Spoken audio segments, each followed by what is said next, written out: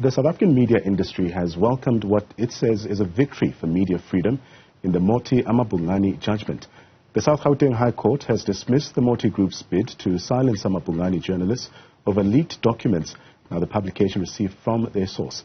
amaBhungane published a number of articles as part of its Moti Files series.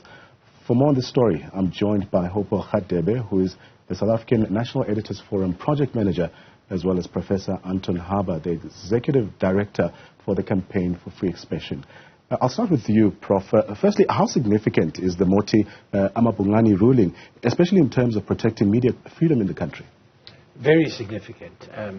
It's part of a series we've seen of attacks from the private sector against media freedom, using the courts, as they did here, to try and stop particularly investigative journalists from scrutinizing what they're doing.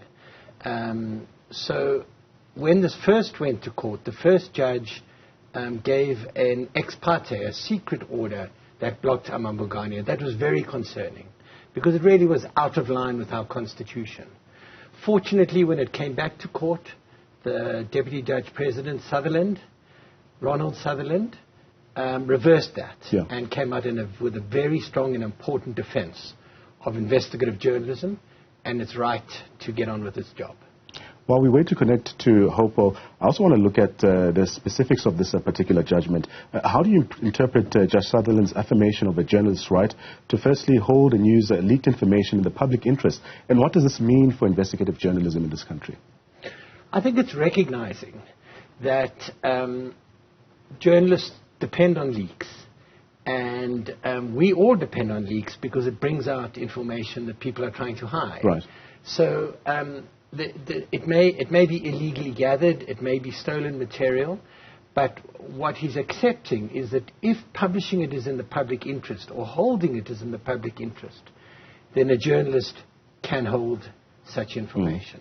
And I think that's very important because it recognizes that journalism serves the public interest and it should be protected in its capacity to serve the public interest. We have Hopewell joining us right now. Hopewell, firstly, give us your initial reactions to this particular ruling. And how does this ruling impact the work of journalists and the overall state of press freedom in this country? I think as the South African National Editors Forum, we were a party to what Anton and his team were doing. We were amicus.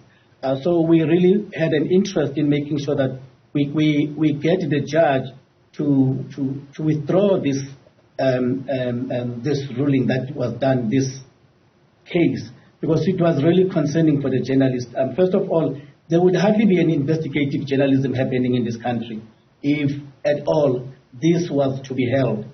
So it had an impact on all investigative journalism at large in any other media institution. So it was not just about amaBhungane for us. It was about whatever institution, the SABC, Newzroom Afrika, ENCA, whoever has an investigative team would have been in jeopardy and in trouble had this been held and had it become what you call a norm if it was to be continued in this party, so to speak. Now, Anton, you've already mentioned that the original order raised concerns about the court's protection of free media.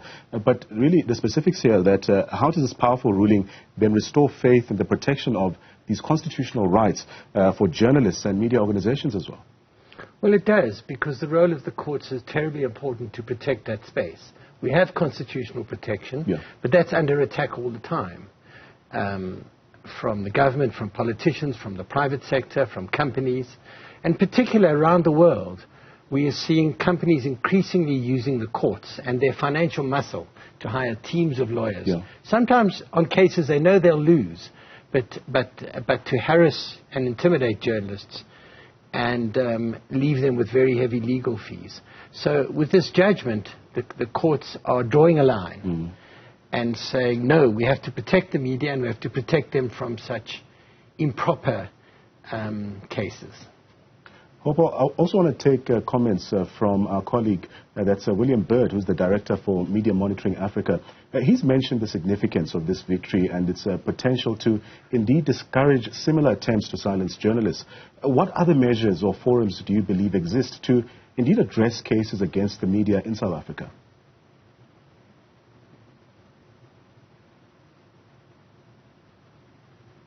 Hopewell, can you hear us clearly? Oh, I thought you were talking to William Baird. My apologies. Okay.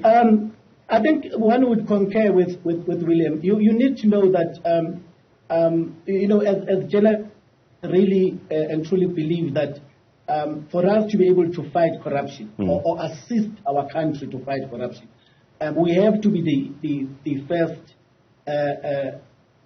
legitimate body that of journalists that gets to attack corruption from wherever it comes from, whether it's government, whether it's business doing it with government, and vice versa. So we cannot and we should not be seen to be.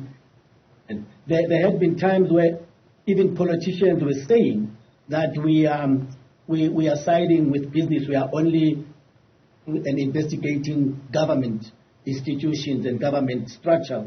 So in a sense, this is a very good case that shows that we fight corruption wherever it comes, and it's a very good case that says it is also the one that corrupts the government or the officials that should be taken to task. And if it is business, so it be. So we are very elated with this ruling, but it also gives us as journalists the response to always work and always make sure that we break grounds in going to tackle even business, because many times, particularly politicians, have seen us as the media as only being against the state. Now, Professor Harbour, of course this court ruling sets quite a precedent, but how would you say journalists as well as media organizations can indeed build on this victory to safeguard media freedom in this country? Well, we've all said, Editors Forum, Media Monitoring Africa, our campaign for free expression, we've all said that what's needed is legislation that now stops what we call slap suits. Slap suits are those that are there to harass journalists or activists and intimidate them, not in the pursuit of justice. Right. People must be free to go to court if they feel that wrong has been done to them. But there should be a quick, easy, cheap channel to block it if it has ulterior motives. Similarly, Hopewell, what steps do you think need to be taken to indeed ensure that media freedom is protected in this country?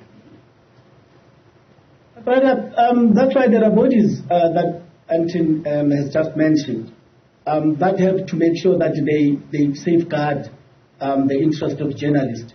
Because as a journalist, you should be able to do your job without looking over your shoulder, being afraid that a government official or police can knock at your door, arrest you, harass you, and then arrest, what you call jail you, on ground that you are going to appear in court, like it happened with Karen on a private prosecution by Jacob Zuma, the former president. So that's why there are such bodies that should have the interest and raise funds and make sure that they fight the legislation as it comes out. Remember, there are many legislation that had come up, and we had been to the parliament to make presentation and make sure that these laws do not pass. Your protection of information, to mention a few that used to happen in the past. Even the Children's Act at one stage was proposing very strange things about what kind of rules and regulations that were coming forth that mandated media to go and line up at the government institution like Home Affairs to try and get approval before publications. And we fought all those, and we will continue to do that, because we always have to look at each and every legislation that has got to do with defense, that's got to do with the intelligence, that's got to do with police and justice, and also any other department that decides that this information should not be published. They really have to justify it necessarily in the court of law. So we need to always have activists and have the bodies such as SANAF to make sure that these things do not happen. Because by the time you are arrested and you are attacked from your studio and dragged out and humiliated, it will for us to get things done correctly. So that's why we tend to fight from the time it is legislated, from the time it is still a white paper. We are already in Parliament, talking to parliamentarians, making presentations, stating why it should not go ahead in form, and until it is changed, and we do so all the time. Professor Harbour, I'm sure you concur with me that not all media houses in this country are well-resourced to defend themselves in court.